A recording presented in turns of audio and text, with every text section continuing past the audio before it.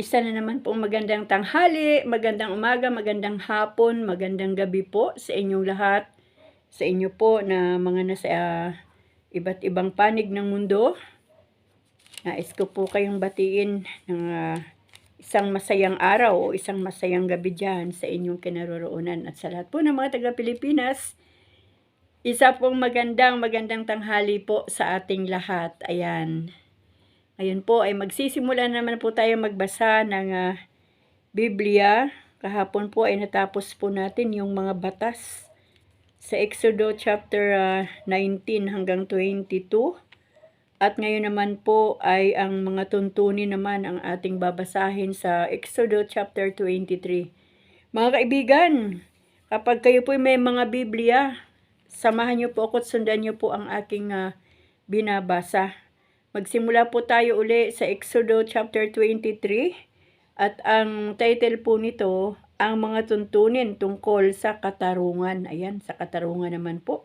Pray po muna tayo ng konting sandali dahil mas maganda po yung nagpipray tayo bago po magsimula. Aming Diyos Ama, muli po nandito po kami sa iyong harapan. Humihingi po kami ng kapatawaran at kalinisan sa lahat ng aming mga nagawang kasalanan at karumihan. Pinagsisisihan po namin ang lahat po ng uri ng kasalanan na aming nagawa sa iyong harapan at sa aming kapwa, even sa aming mga sarili, O Diyos. Kaya Ama, patawarin niyo po kami, hugasan niyo po kami at linisin ng banal na dugo ng aming Panginoong Jesucristo upang kami po, O Diyos, ay makalapit sa iyo ng tutuhanan at magawa po namin ng tama ang aming gagawin. Maraming salamat po Ama sa oras na ito. Samahan niyo po kami sa pagbabasa at pakikinig ng iyong salita. Gabayan niyo po kami at banal na Espiritu Santo, patuloy niyo po kaming samahan sa aming gagawin na ang pagbabasa ng salita ng Diyos ay nandito po inilagay namin sa social media upang marami pong makarinig, O Diyos. Kaya Ama, maraming salamat po sa araw na ito. Salamat po sa katagumpayan ng aming gagawin at ang lahat po ng ito, Ama, inihiling namin sa iyo sa pangalan ng aming Panginoong Jesucristo. Amen. Magsimula na tayo mga kaibigan. Ang title po nito, ang mga tuntunin tungkol sa katarungan. Exodo chapter 23. Huwag kayong gagawa ng anumang pahayag na walang katotohanan. Huwag kayong magsisinungaling para lamang tulungan ang isang taong may kasalanan. Huwag kayong makikiisa sa karamihan sa paggawa ng masama o sa paghadlang sa katarungan. Ngunit huwag rin ninyong kikilingan ang mahihirap dahil lang sa kanilang kalagayan. Kung makita ninyong nakawawala ang baka o asno ng inyong kaaway, hulihin ninyo ito at dalhin sa may-ari. Kapag nakita ninyong nakabuwal ang asno ng inyong kaaway dahil sa bigat ng dala, tulungan ninyo ang may-ari na ibangon ang hayop. Huwag ninyong pagkakaita ng katarungan ang mahihirap. Huwag kayong magbibintang ng walang katotohanan. Huwag ninyong hahatulan ng kamatayan ng isang taong walang kasalanan. Parurusahan ko ang sino mang gagawa ng gayon. Excuse po. Huwag kayong tatanggap ng suhol sapagkat ang suhol ay bumubulag sa tao at ikinaapi naman ng mga walang sala. Huwag ninyong aapihin ang sino mang taga-ibang bayan. Naranasan na ninyo ang maging dayuhan sapagkat kayo may naging dayuhan din sa Ehipto. Ang 7 taon at ang 7 araw,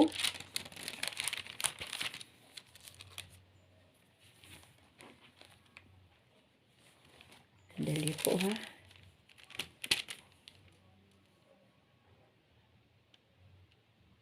Anim na taon ninyong tatamnan ang inyong mga bukirin at 6 na taon din ninyong aanihin ang bunga.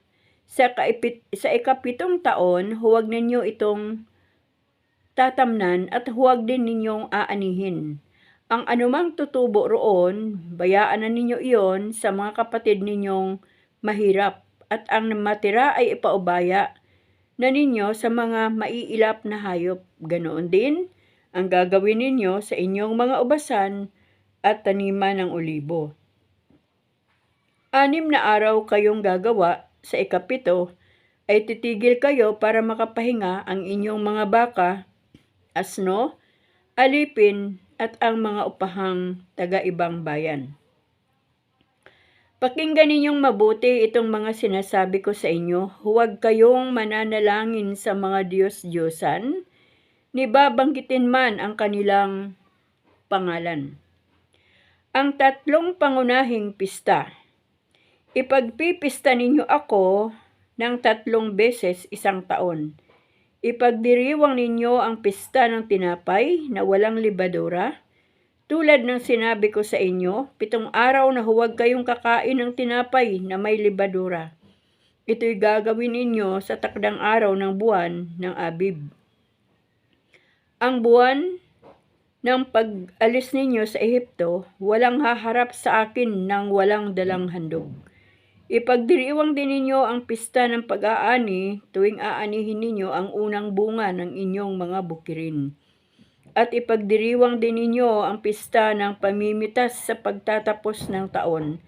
Sa pitasan ng ubas at ng mga bungang kahoy, 3 beses isang taon, lahat ng lalaki ay haharap sa akin, Yahweh na inyong Diyos. Huwag ninyong sasamahan ng tinapay na may libadura ang mga hayop na ihahandog ninyo sa akin, at huwag ninyong hahayaang matira sa kinabukasan ang taba ng mga hayop na handog ninyo sa pagpipista sa akin. Dadalhin ninyo sa bahay ko ang pinakamagandang ani ng inyong mga bukirin. Huwag kayong magluluto ng kordero na hindi pa awat sa ina. Mga pangako at mga tagubilin. Magpapadala ako ng anghel na mangunguna sa inyo. Pangangalagaan niya kayo sa inyong paglalakbay at papatnubayan hanggang sa lupain ng aking inihanda sa inyo. Pakinggan ninyo siya at susundin ang lahat ng sasabihin niya sa inyo. Huwag ninyo siyang susuwayin sapagkat lahat ng ginagawa niya ay sa pangalan ko at hindi niya kayo patawarin kapag naghimagsik kayo sa kanya. Kung susundin ninyo siya at gagawin ninyo ang mga sinasabi ko, ipaglalaban ko kayo sa inyong mga kaaway. Pangungunahan kayo ng aking anghel patungo sa lupain ng mga Amoreo, Heteo, Perisyo, Kananeo, Heveo at Jebusyo. At sila'y lilipulin ko. Huwag ninyong yuyukuran o sasambahin ang kanilang mga Diyos-Diyosan. Nitutularan ang kanilang ginagawa. Durugin ninyo ang kanilang mga Diyos-Diyosan, pati ang haliging ginamit nila sa pagsamba. Akong si Yahweh, ang siya lamang ninyong paglilingkuran. Kung magkagayon, pasasaganain ko kayo sa pagkain at inumin at ilalayo sa anumang karamdaman. Isa man sa mga babaeng Israelita ay walang makukunan o mababaog at bibigyan ko kayo ng mahabang buhay. Dahil sa gagawin ko, masisindak ang lahat ng haharap sa inyo. Malilito ang mga bansang daratnan ninyo at magtatakbuhan dahil sa takot. Bago kayo dumating doon, magpapadala ako ng makapal na putakti at palalayasin nito ang mga Heveo, Kananeo at Heteo sa kanilang lupain. Hindi ko muna sila paalising lahat sa loob ng 1 taon para hindi mapabayaan ang lupain at nang hindi dumami ang mga maiilap na hayop. Unti-unti ko silang paalisin hanggang sa dumami ang inyong mga anak. Ang magiging hanggahan ng inyong lupain ay mula sa dagat ng mga tambo hanggang sa dagat ng mga Filisteo at mula sa ilang hanggang sa ilog Euphrates. Ipalulupig ko sa inyo ang mga taga-roon at sila'y inyong palalayasin. Huwag kayong makipagkaisa sa kanila at sa kanilang mga Diyos-Diyosan. Huwag ninyo silang patitirahing kasama ninyo sa lupaing sasakupin ninyo at baka mahikayat nila kayong magkasala sa akin. Kapag pinaglingkuran ninyo ang kanilang mga Diyos-Diyosan, iyon ang magiging simula ng inyong kapahamakan. Chapter 24, Pinagtibay ang tipan. Pagkatapos, sinabi naman ni Yahweh kay Moises, "Umakyat ka rito sa bundok, isama mo si Aaron, Nadab, Abiu, at ang 70 sa mga lider ng Israel. Paluhurin mo sila sa isang lugar na malayo sa akin at ikaw lang ang lalapit sa akin. Sabihin mo naman sa buong bayan na huwag aakyat sa bundok." Lahat ng iniutos ni Yahweh ay sinabi ni Moises sa mga Israelita. Ang mga ito na may parang iisang taong sumagot. Lahat ng iniutos ni Yahweh ay susundin namin. Isinulat ni Moises ang lahat ng utos ni Yahweh. Kinabukasan, maagang-maaga siyang nagtayo ng altar sa paanan ng bundok. Nagtayo rin siya ng 12 bato na kumakatawan sa 12 lipi ni Israel. Pagkatapos, inutusan niya ang ilang kabataang lalaki na magdala sa altar ng mga handog na susunugin. Sila rin ang inutusan niyang pumatay ng mga hayop na gagamiting handog sa pagkikipagtipan kay Yahweh. Ang kalahati ng dugo ng pinatay na hayop ay nilagay niya sa malalaking mangkok at ang kalahati ibinuhos niya sa altar. Kinuha niya ang aklat ng tipan at binasa ng malakas. Sabay-sabay namang tumugon ang mga Israelita. Susundin namin ang lahat ng utos ni Yahweh. Pagkatapos, kinuha ni Moises ang mga mangkok ng dugo at winisikan ang mga tao. Sinabi niya, "Ang dugong ito ang siyang katibayan ng pakikipagtipang ginawa sa inyo ni Yahweh sa pagbibigay sa inyo ng kautosang ito." Umakyat nga sa bundok sina Moises, Aaron, Nadab, Abiu at ang mga 70 lider ng Israel. Dooy na kita nila ang Diyos ng Israel. Ang kanyang tuntungan ay animo sa pirong bughaw at nakasisilaw na parang langit, ngunit hindi sila bagamat nakita nila ang Diyos at sila'y kumain doon at uminom. Si Moises sa bundok ng Sinai. Sinabi ni Yahweh kay Moises, "Umakyat ka rin Maghintay ka at ibibigay ko sa iyo ang mga tapyas ng batong kinasusulatan ng mga kautusan at ng mga tagubilin. Sinulat ko ito upang maging tuntunin ng mga tao." Umakyat nga si Moises kasama si Josue bago siya lumakad. Sinabi niya sa mga lider ng Israel, "Hintayin ninyo kami rito. Kasama ninyong maiiwan sina Aaron at Hur. Sila ang inyong lapitan sakaling may gusot na mangyayari sa inyo." Umakyat si Moises sa bundok at ito'y natakpan ng ulap. Ang bundok ng Sinai ay nalukuban ng kapangyarihan ni Yahweh. 6 na araw itong nabalot ng ulap.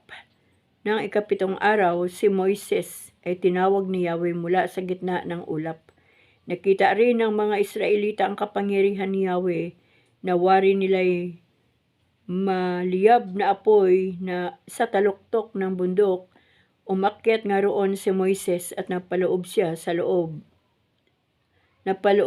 ulap sa loob ng 40 araw at 40 gabi. 40 years pala.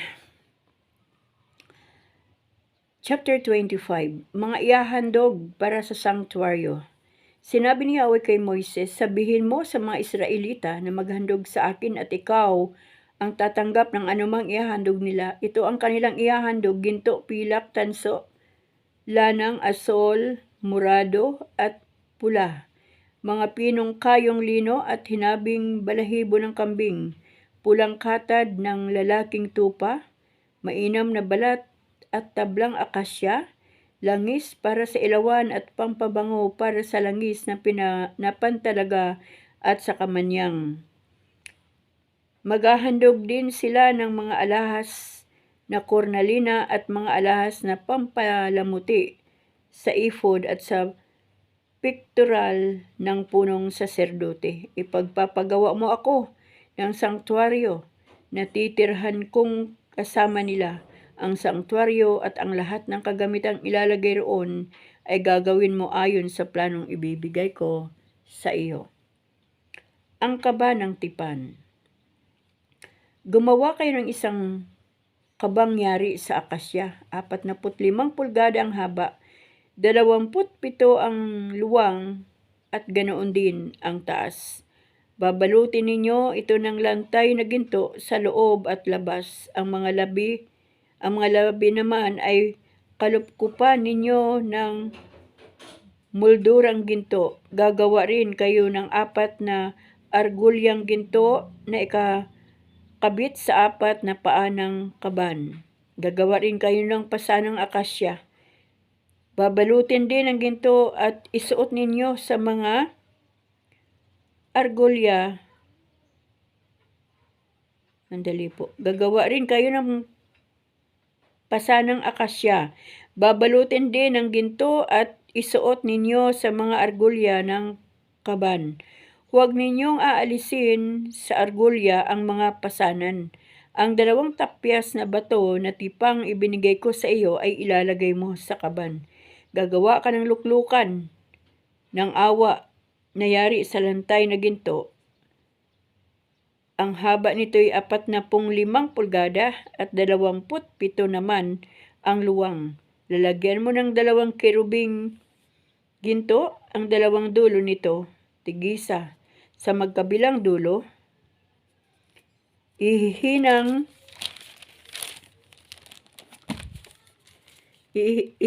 ang kerubin upang ito at ang luklukan ng awa ay parang iisa. Gawin mong magkaharap ang 2 kerubin na parehong nakatungo at nakabuka ang mga pakpak na parang nilulukuban ang luklukan ng awa. Ilalagay mo ito sa ibabaw ng kaban na kinalalagyan ng 2 tapyas na bato ng kautosang ibibigay ko sa iyo. Doon kita tatagpuin sa luklukan ng awa sa pagitan ng 2 kerubin. Doon ko ibibigay sa iyo ang kautosan ko sa mga Israelita. Ang misa sa tinapay na handog sa Diyos.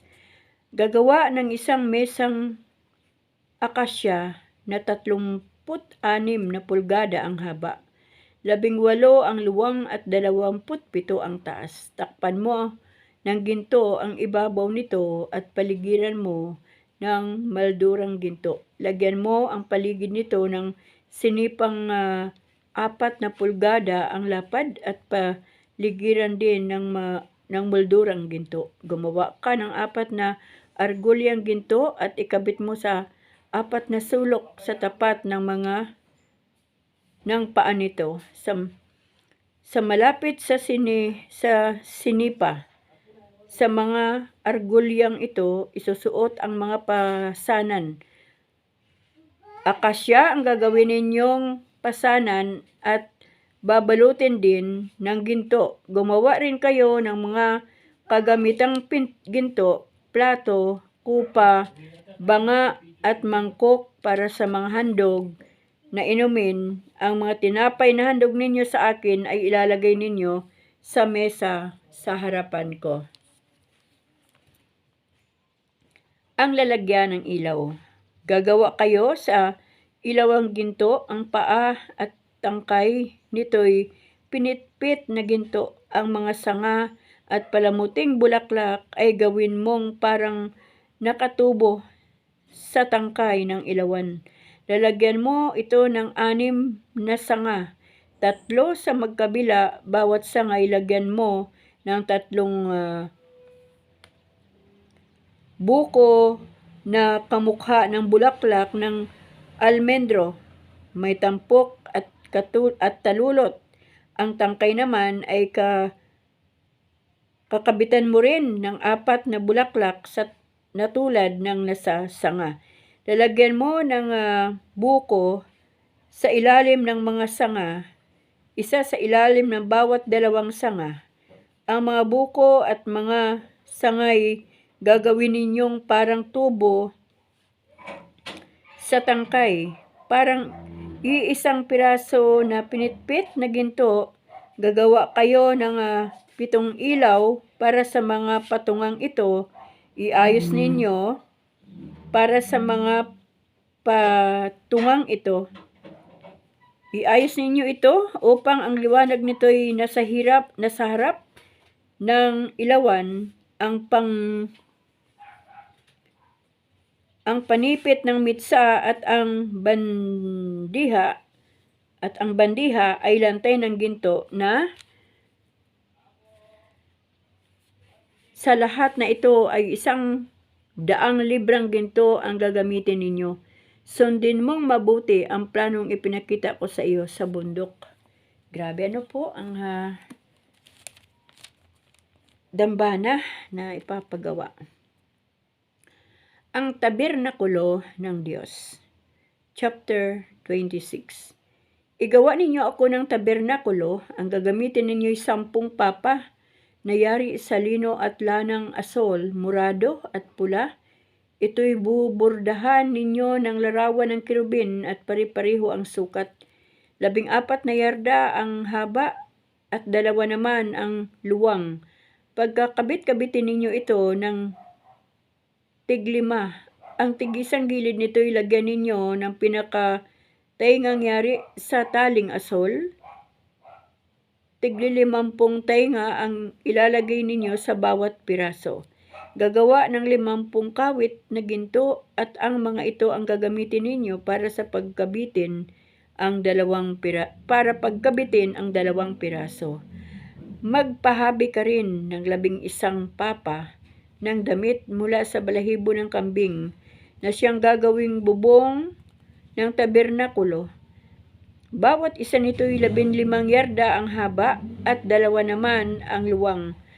Pagtagni-tagniin ang 5 piraso at gayon din ang gagawin sa 6 na natitira. Ang ika-6 ay itutupi at siyang ilalagay sa harap ng tulda. Bawat piraso ay palalagyan mo ng tig-50 tainga sa isang gilid. Gumawa kayo ng 50 kawit na tanso at isuot ninyo sa mga tenga para pagkabitin ang 2 piraso. Ang kalahating papa ay ilaladlad sa likuran upang maging takip. Ang kalahating yardang sobra sa mga tabi ay siyang takip sa gilid. Ito ay lalagyan pa ng 2 patong na pulang katad. Ang ilalim ay katad ng tupang lalaki at ang ibabaw ay balat na mainam. Ang tabernakulo'y igagawa mo ng mga bastidor na akasya. Bawat isa nito'y 15 talampakan ang haba at 27 pulgada ang luwang. Bawat bastidor ay lalagyan ng tigalawang mitsa sa gawing timog. 20 bastidor ang gagawin at ikakapit sa 40 patungang pilak. 2 patungan sa bawat bastidor. 20 bastidor din ang gagawin para sa gawing hilaga. At 40 patungan, 2 rin sa bawat bastidor. Sa likod naman, sa gawing kanluran ay 6 na bastidor ang ilalagay at 2 para sa mga sulok. Ang mga bastidor na panulok ay pagkakabitin mula sa ibaba hanggang sa may argudya sa itaas. Kaya 8 lahat ang bastidor sa likuran at 16 naman ang patungan. Gagawa rin kayo ng trabisanyong akasya, 5 sa isang tabi, 5 sa kabila at 5 sa likod. Sa gawing kanluran, ang mga trabisanyong panggitna ay abot sa magkabilang dulo ng dingding. Ang mga bastidor ay babalutin ninyo ng ginto at kakabitan ng mga argulyang ginto na pagsusuotan ng mga trabisanyo na binalot din ng ginto. Gawin ninyo ang tabernakulo ayon sa planong ipinakita ko sa iyo sa bundok. Grabe po ang paggawa ng tabernakulo. Magpagawa ka ng kurtinang yari sa puting lino at lanang asol, murado at pula. Ito ay bubordahan ng larawan ng kerubin. Isasabit ninyo ito sa mga kawit ng ginto na nakakabit sa tumaling akasya na binalot din ng ginto at nakatindig sa tapat ng patungang pilak. Isasabit ninyo ang tabing na ito sa tapat ng kawit sa atip ng tabernakulo at ilagay sa likod ng tabing ang kaba ng tipan. Ang tabing na ito ang siyang magiging dibisyon ng dakong banal at ng dakong kabanal-banalan. Ang luklukan ng awa ay ilalagay sa ibabaw ng kaba ng tipan na nasa dakong kabanal-banalan. Ang misa ay sa labas ng kortina sa gawing hilaga ng dakong banal ilalagay at sa gawing timog naman ang patungan ng ilaw. Ang pintuan ng tabernakulo'y lalagyan ninyo ng kortinang iba't ibang kulay na hinabi ng lanang asol, murado at pula at pinong lino. Ito'y bubordahan natin ng maganda. Gagawa kayo ng 5 posting akasya para sa tabing babalutin ito ng ginto. Kakabitan ng argulyang ginto at itatayo sa 5 tuntungang tanso. Grabe po, ang tabernakulo pala ng pinagawa ng Panginoon. Tuloy pa po natin sa chapter 27, ang altar. Gagawa kayo ng isang altar na akasya. 7 talampakat kalahati ang luwang. Ganoon din ang haba at ang taas ay 4 at kalahating talampakan. Ang 4 na sulok niyon ay lalagyan ninyo ng ng tulis na parang sungay na gagawin ninyong kaisang piraso ng altar at babalutin ng tanso sa loob at labas. Gagawa rin kayo ng mga kasangkapang tanso para sa altar. Lalagyan ng sunog na taba pala, mangkok, pangalawit at lalagyan ng apoy. Gagawa rin kayo ng salasalang tanso at ang bawat sulok nito ay kakabitan ninyo ng isang argulyang tanso na siyang bitbitan. Ikakabit ninyo ang salasala sa ilalim ng tuntungan ng altar at ito ang magsisilbing dingding sa gawing ibaba. Gumawa rin kayo ng pasanang akasya na babalutin din ng tanso. Isusuot ninyo ang mga ito sa mga argulya ng altar kung ito'y kailangang buhatin. Kaya nga't ang altar na gagawin ninyo ay may guwang sa gitna ayon sa balangkas na ipinakita ko sa iyo sa bundok. Ang patio ng tabernakulo. Ang tabernakulo'y igagawa mo ng patio na tatabingan ng mamahaling lino sa paligid. Sa gawing timog ay 50 yarda ang haba ng tabing na isasabit sa 20 posting tanso na nakatindig sa 20 patungang tanso. Ang makawit ng poste ay pilak, gayon din ang mga baras na sabitan. Ang ilalagay sa gawing hilaga ay tulad din ng nasa gawing timog. 50 yarda ang haba ng mga tabing na nakasabit sa 20 posting tanso na nakatindig sa 20 patungang tanso. Pilak din ang mga kawit ng poste, gayon din ang baras. Sa gawing kanluran naman, 25 yarda ang haba ng tabing na isasabit sa 10 posting nakatindig sa 10 patungan. Ang luwang ng harapan sa gawing silangan ay 25 yarda rin. Ang isang tabi ng pintuan nito ay lalagyan ng kurtinang may 7 yarda kalahati ang haba. 7 yarda at kalahati ang haba, na nakasabit sa 3 posting may kanya-kanyang tuntungan. Ganon din sa kabilang gilid nitong yarda't kalahati ang haba ng kurtinang nakasabit sa 3 posting may kanya-kanyang tungtungan. Ang kurtina naman sa pinto mismo ay 10 yarda ang haba. Yari sa asul, murado at pulang lana. Pinong lino na maganda ang burda.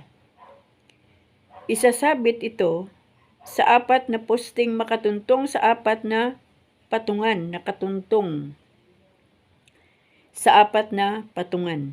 Lahat ng poste sa patio ay pagkakabitin ng baras na pilak. Pilak din ang mga kawit ngunit tanso ang mga tuntungan. Ang haba ng patio ay 115 talampakan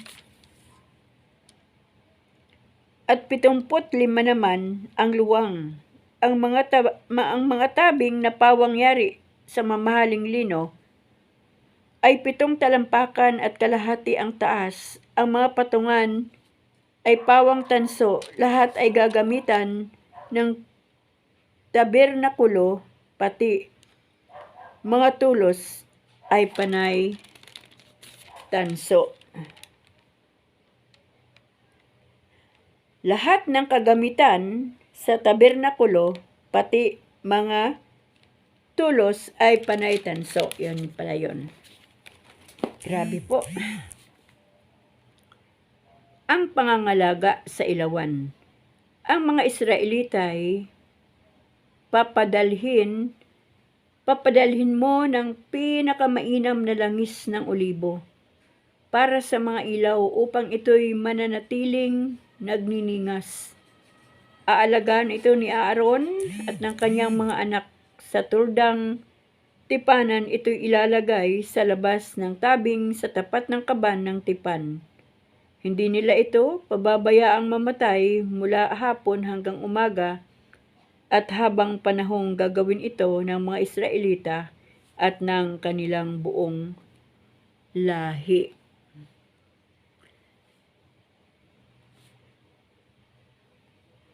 Hanggang dito po tayo magtatapos mga kaibigan sa chapter 27. Bukas po ay ang chapter 28 naman dahil nasa 33 minutes na po tayo.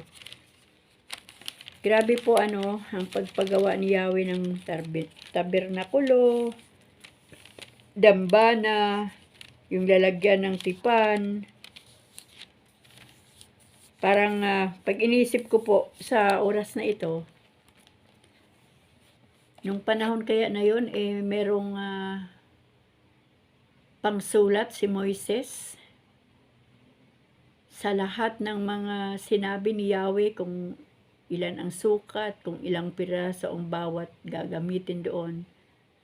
Di po ba parang nakakatuwa namang isipin na nagawa po yung tabernakulo at ang lahat ng pinagawa ni Yahweh ay wala pong arkitek ng panahon na yon at wala din pong engineer. Pero sa kapangyarihan ni Yahweh ay nangyari po ang lahat at nagawa. Ano po? Ibig sabihin talagang wala pong imposible sa Panginoon. Ang lahat po ay posible. Kahit man po sa mga buhay natin ngayon ay patuloy na gumagawa ng mga posible ang Diyos. At nagiging imposible lang po kapag ang ating pananampalataya sa Diyos ay nagkukulang. Yung mga batas na dinaanan natin at ang mga katarungan na itinuro ng Panginoon at sinabi kay Moises ay talaga pong hanggang ngayon ay kailangan pa rin po natin gawin. Hindi po natin kailangang apihin ang mahihirap. Kung babalikan po natin ang mga tuntunin na iyon o katarungan na iyon na sinasabi ng ating Diyos, baka sasabihin ng iba, ay sa Old Testament lang yon, sinabi ni Yahweh. Ngayon na nasa New Testament na tayo at nabubuhay na tayo sa panahon ng New Testament, pwede nang mang-api.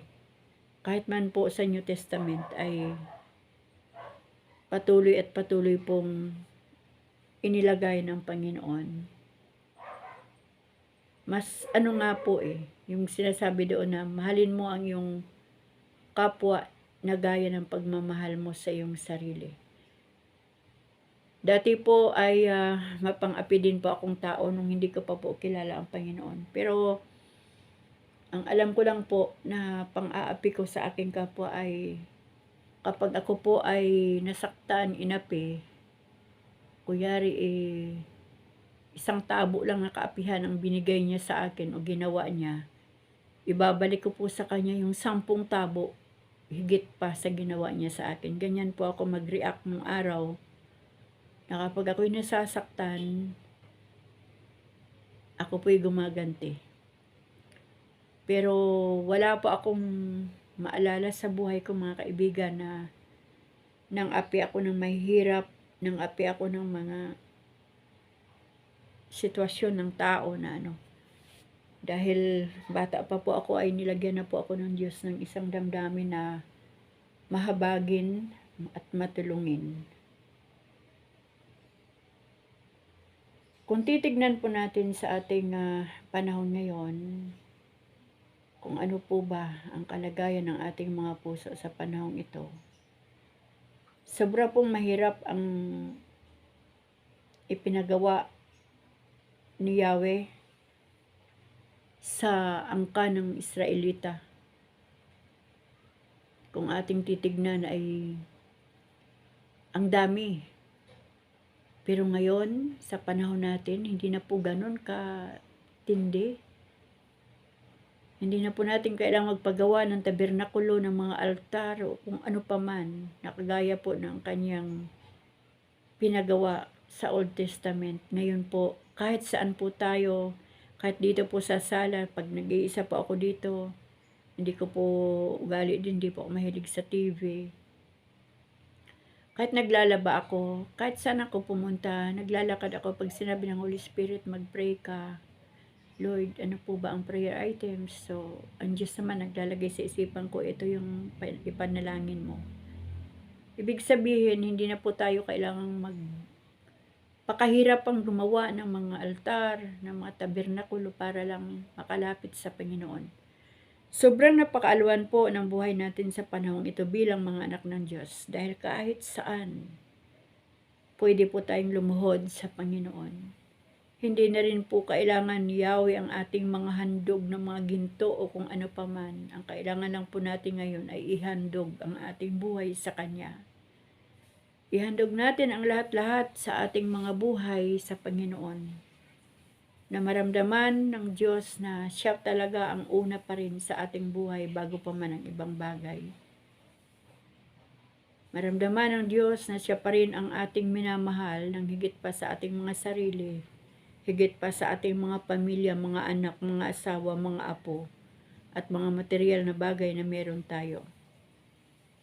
Yan lang naman po ang hangad ng ating Panginoon. Kung ikumpara natin ang buhay natin sa Old Testament, ka-amaze na kalayaan ang binigay ng Diyos sa atin. Pwede tayong mamili. Mabuti o masama, liwanag o dilim. Pagbibigyan tayo ng Panginoon, malayang malaya tayo na binigyan ng Diyos ng kalayaan. Kaya lang, yung kapalit ng kalayaan kapag pinili po natin ang dilim, kapahamakan po at walang hanggang hirap sa impyerno ang ating makakamtan. Samantalang kapag pinili po natin ang liwanag ng Diyos, ang liwanag ng salita ng Diyos, Gaano man kahirap ang ating pinagdadaanan sa mundong ito, ang kapalit naman po nito ay buhay na walang hanggan at kaligtasan at wala ng katapusang kagalakan, saya. Wala na ring kamatayan sa pangalawang buhay. Kasama pa natin ang Panginoon. At wala tayong gagawin kundi mag-alay ng papuri sa Kanya. Ibang-iba na yung way ng buhay natin doon sa kaharian ng Panginoon. Kaya mga kaibigan, nakakalungkot isipin minsan na may mga nagrereklamo, may mga napapagod sa paglilingkod sa Panginoon, may napapagod sa paglilingkod sa pamilya, may napapagod sa paglilingkod sa mga employer, ng mga trabahador. Pero kung titignan natin, maalwan po ang kalagayan natin sa panahon ito na nasa New Testament tayo. Ang Diyos ay hindi po nagsasabi sa panahon natin na pag ginawa mo ito, papatayin kita. Hindi po ganun. Grabe po ang lawak ng kahabagan at pag-ibig ng Diyos. Kahit paulit-ulit man pong magkasala ang tao, paulit-ulit ding nagpapatawad ang Diyos. Kaya lang mga kaibigan, dito po sa salita ng Diyos ay mababasa din natin na may hangganan din po ang pagpapatawad ng Panginoon. May hangganan din ang paghihintay ng Diyos kung kailan lalapit sa Kanya ang tao. May hangganan din po, darating ang panahon na wala nang makikinig sa salita ng Diyos. Kaya ito yung panahon na bukas pa ang kahabagan ng Panginoon, bukas pa ang kalangitan, na kung meron po tayong magagawa para sa Diyos at para sa ating mga kapwa-tao, gawin na po natin. Piliin na po natin ang tama, ang liwanag. Piliin na po natin ang salita ng Diyos, isa pamuhay natin, at ibahagi din po natin sa iba upang sa ganon, ang mga tao na pagdadala ng Diyos ng buhay natin ay makaranas din ng kaligtasan at buhay na walang hanggan. Napagod po ako doon sa mga piyesahan ba? Napakadami. May mga tanso, ginto, tapos yung mga sukat. Tapos ginawa na nga patungan na tanso. May nakapatong pa doon sa pinagawang tanso. Di po ba? May mga kambing. May mga balat ng kambing. May mga hayop na papatayin para lang makagawa o maigawa ng tabernakulo o altar si Yahweh. Ngayon, kahit saan po tayo ay may altar si Yahweh. Nakakalapit po tayo sa Panginoon kahit saan, kahit anong oras.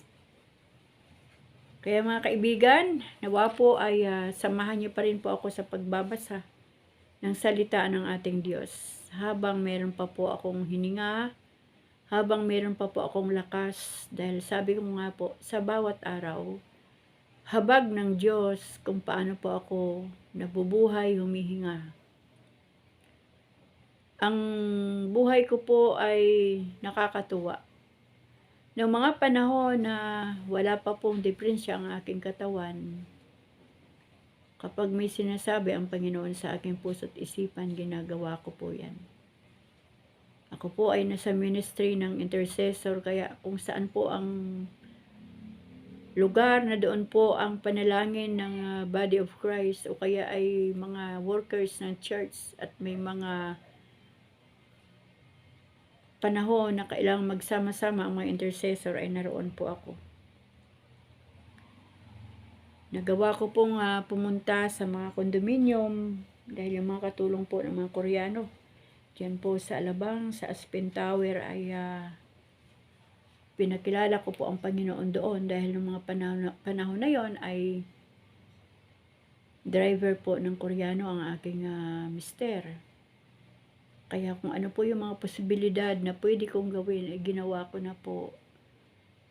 Tumatambay po ako sa mall na para po akong kung titignan siguro mga ano ba 'tong babae na ito? Salita ng salita. Talaga pong hindi ko iniisip yung hiya, yung sarili ko. Talaga pong ipinapasa ko't inihayag ko ang salita ng Diyos. Kapag ako po ay sumakay sa bus, kapag ako'y may katabi, hindi po ako papayag na hindi ko po siya mapatanggap sa Panginoon. Sa madalit salita, mga kaibigan, yung mga panahon na lumipas sa buhay ko, ay ginawa ko po ang kakayahan na binigay sa akin ng Panginoon. Ngunit sa panahong ito, mula po nung ako ay nakaramdam ng kakaibang pakiramdam. Alam niyo po ba na hindi ako pwedeng umattend ng malayo na mga happenings o kasayahan. Wala akong sariling sasakyan. Hindi rin ako makasakay ng eroplano. Hindi rin po ako makabiyahe ng malayo. Dahil ang akin pong karamdaman ay wala po sa panahon. Iba-iba po ang aking nararamdaman. Sobrang namimiss ko po ang magpahayag ng salita ng Diyos kahit sa ang sulok ng lugar kung saan man po ako pumupunta noon. Yan pong mga release ng tren. Lahat ng mga kabahayan dyan dito po sa lugar namin ay talaga pong inisa-isa ko pong dala ng salita ng Diyos. Yung mga depressed area, kasama po ako dyan. Yung mga magbahay-bahay, kasama po ako dun. Ng aming mga pastor at mga manggagawa sa Ubasan. Ngunit lumipas na po yun at natapos na yung panahon na yun at ako'y nagpapasalamat sa Diyos at nakasama ako sa panahon yun. Ngayon po ang aking pinapasalamatan sa Panginoon kasi kahit dumating po sa punto ng pandemic, talaga pong walang kitaan ang mga magkakapatid kay Kristo. Ikaw lang mag-isa yung magpipray, ikaw lang mag-isa yung magpipreach ng Word of God sa sarili mo, sa pamilya mo. Mabuti nga at nagkaroon ng live stream. Pero iba po yung mga dating ginagawa na sama-sama ang mga intercessor. May gawain lagi sa church, ang mga workers. Yun lahat po yun ay nawala for a while nung dumating ang COVID. Pero nakakalungkot lang talaga mga kaibigan. Ito talaga ang gusto kong ihayag na mula po nung ako'y nagkaroon ng breast cancer. Siguro 2, 3 lang na mga kapatid kay Kristo ang pumunta dito para mangumusta. Kamusta ka? Kinulang sa pag-ibig ang mga anak ng Diyos. Kapag hindi ka na nila nakikita sa loob ng church, kumbaga hindi ka na magagamit, baliwala ka na rin. Ganyan po ang tao. Hindi po dahil Kristiyano tayo ay magagawa natin lahat. May mga puso po na madaling lumimot sa pag-ibig ng Diyos. Kaya po, ganito po ako magsalita, ganito po ka-strong yung karakter ko. Kasi hinubog ako ng Panginoon sa iba't ibang area ng aking buhay, pananampalataya at sa aking personal na buhay. Since 2018, nung sinabi ng doktor na ako ay may breast cancer at kailangan ng operation ASAP, mag-isa lang po ako. Kami lang pala ni Lord ang magkasama at nag-uusap. Hindi rin po ako ooy Hindi po ako KSP na nanay, hindi po ako KSP na asawa. Ayokong magbigay ng alalahanin sa aking mga pamilya o isipin. Kaya pinakita ko sa kanila, strong lang ako, huwag niyo akong alalahanin. Okay lang ako. Pero kapag kaharap ko na, Panginoon, Lord, bahala ka na sa akin. Hanggat maaari, wag mo munang kuhanin ang buhay ko. At gusto ko pang gumawa para sa'yo. At ito nga po mga kaibigan, since 2018, ay nagbahagi na po ako ng salita ng Diyos. Pang ilang YouTube channel na ba ito ang ginawa ng aking anak? Ito po ang pinakahuli ng 2021. Dito ko po sineryoso ang pagbahagi ng salita ng Diyos. At ito pong pagbabahagi ko sa YouTube at sa Facebook o social media. Ito po ang nakatulong sa akin na lumakas ang aking personal na sa sarili ko at ang aking spiritual life. Ito po ang tumulong sa akin na ako ay maging masaya lang, kontento lang, at hindi nag-aalala at hindi natatakot sa kamatayan. Kaya nga po mga kaibigan, sinasabi ko ngayon na loobin nawa ng Diyos na matapos ko pa itong Biblia, na wag pa niya akong kuhanin sa panahong ito. Kasi nauuhaw pa po ang aking puso na maipasa sa lahat ng nakikinig ang salita ng Panginoon at maikwento pa sa inyo ang mga karanasan ng buhay ko sa mga himala ng ating Diyos. Hindi ko po ginawa ang pagbabasa ng salita ng Diyos dito po sa YouTube para makuha ko po yung watch hour na 4K. Gumawa pa ako ng YouTube channel para po magbahagi ng salita ng Diyos. Nakadepende na po yon sa Panginoon kung mamonetize ako dito sa YouTube. Kung magiging channel of blessing para sa buhay ko, ang YouTube. Noong nakaraan, masaya na po ako sa 386 subscriber. Masaya na rin po ako sa viewers na 10, 5. Sabi ko, Lord, may nakinig, may nakakita ng aking video. Nagpatuloy po ako kahit isa lang ang view. Dahil ang aking pananampalataya sa Diyos ay ako lang ang magtatanim at ang Diyos na ang magpapatubo at magpapabunga ng mga salita niya na inihahayag ko sa YouTube. Pero ang Diyos po ay Diyos ng himala at Diyos na makapangyarihan. Ginawa po niya na 2023 na yata tayo ngayong araw. 2023 subscribers. Alam niyo po ba, naiiyak ako minsan kasi Lord, nakakatuwa po ang ginagawa niyo sa aking YouTube channel. Dati masaya na ako sa 20 na subscribers. Ngayon 2023. At mula po noong September 15, 2023, araw-araw po ay may nagsusubscribe sa aking channel. At ang dalangin ko po palagi, Ama, nawa po ang lahat ng subscribers ay marinig ang iyong salita.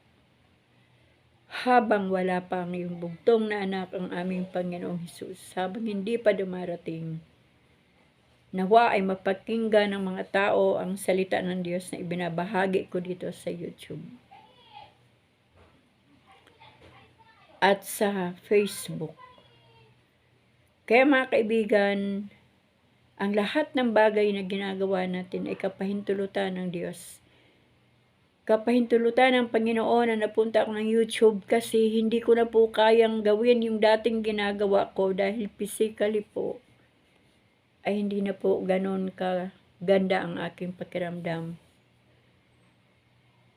Kaya sa abot ng kakayanan na ibinigay ng Panginoon ay ginagamit ko pa rin ang aking buhay para mabigyan ang Diyos ng kapurihan, ng karangalan, para patuloy pa rin po akong magtatrabaho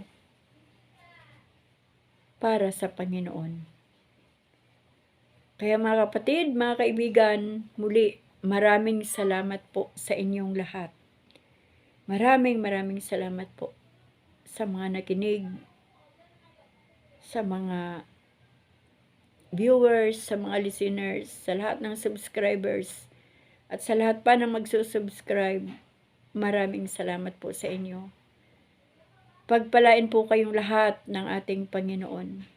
Dahil ang kanyang salita ay isang malaking pagpapala sa buhay ng bawat isa sa atin. Kaya mga kaibigan, muli hanggang dito po natin tatapusin ang video na to. Pang day 16 na po natin ngayong araw. Ingatan po kayong lahat ng ating Panginoon.